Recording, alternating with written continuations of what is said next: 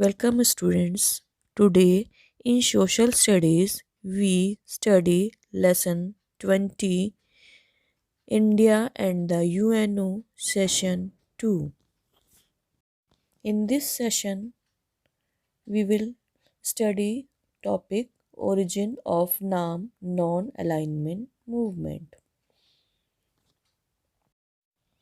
First of all we should know that what is non-aligned movement.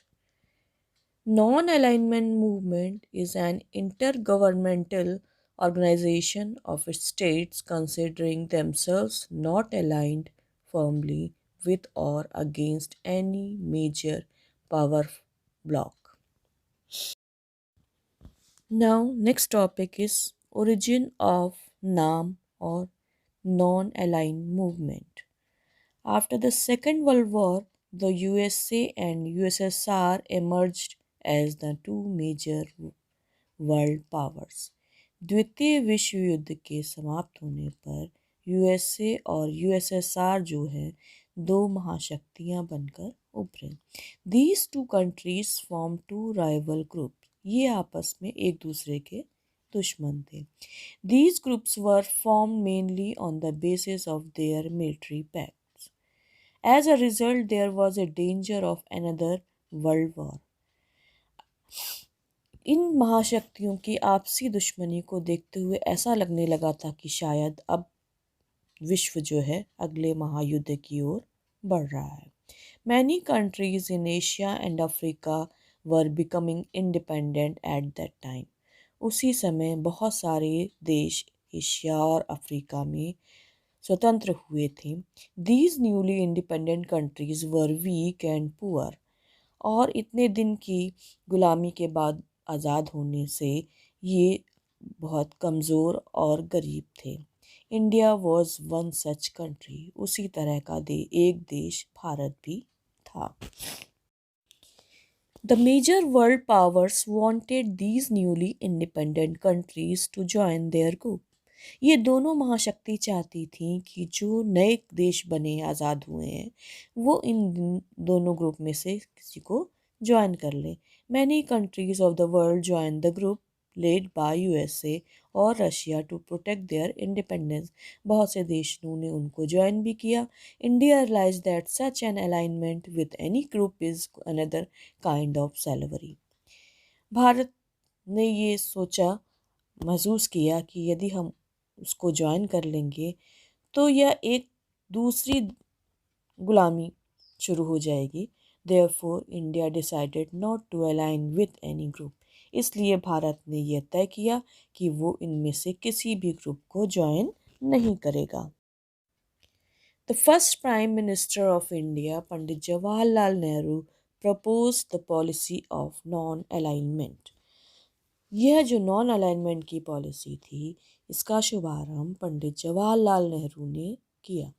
He was supported by President Kwame Nkrumah of Ghana, President Gamal Abdel Nasser of Egypt, President Sukarno of Indonesia, and President Joseph Broz Tito of Yugoslavia. They laid the foundation of the NAM. The first conference of NAM was held in Belgrade, Yugoslavia in September 1961. पहली जो conference हुई थी इस नाम की वह Belgrade Yugoslavia में सितंबर 1961 को हुई थी। Only 25 countries participated in first conference. पहली कॉन्फ्रेंस में सिर्फ 25 देशों ने भाग लिया। But now their number has reached to 120. अब उसकी संख्या बढ़कर हो गई है 120. India was the first country to speak of non-alignment. Bharat पहला ऐसा देश है जिसने नॉन अलाइनमेंट के बारे में बात की उसके बारे में। द नाम is based on the principles of Panchsheel. नाम जो है वह पंचशील के सिद्धांतों पर आधारित है। पंचशील पंचशील में 5 सिद्धांत हैं।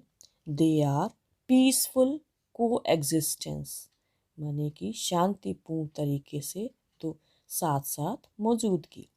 इक्वलिटी एंड म्यूचुअल बेनिफिट, समानता और आपसी लाभ देखा जाएगा।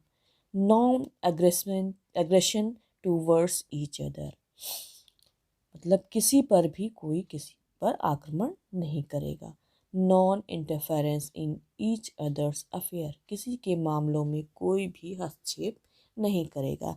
Respect for each others freedom and territorial integrity, सभी देश आपस में एक दूसरे की आज़ादी और अखंडता की का आदर करेंगे।